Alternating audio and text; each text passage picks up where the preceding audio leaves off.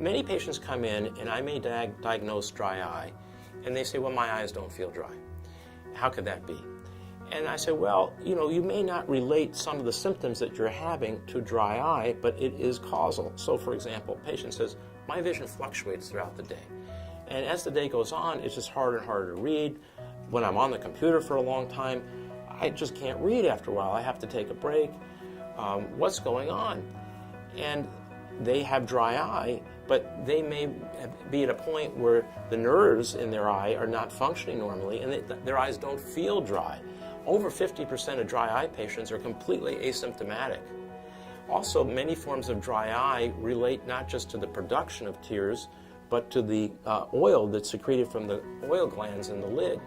And that's a very common problem of the glands being clogged or dysfunctional.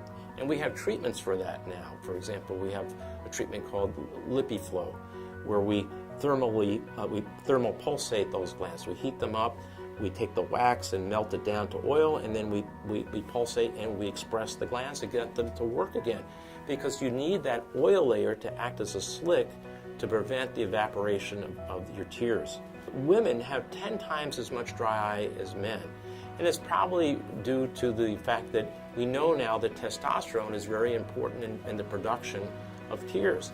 And that's probably why there's less dryness in men than women, and far more dryness in postmenopausal women than premenopausal, because there's a fall in testosterone levels. And we have great treatments now, pharmaceutical treatments with lifitegrast, which is Xiidra, and we have cyclosporin, which is Restasis. So we have a pipeline of drugs, some are approved, some coming down the road, and we have medical treatments as well with thermal pulsation. And it's really important to treat dry eye for a variety of reasons. One is the functional, that it gets rid of the fluctuation. And the second, if you're contemplating surgery, the measurements are more accurate if the eyes are not dry. A lot of those measurements are based on reflected light, and also post-operatively, if your vision's fading in and out before surgery, it's going to fade in and out after surgery. And so it's really important to treat dry eye and be aggressive in the treatment.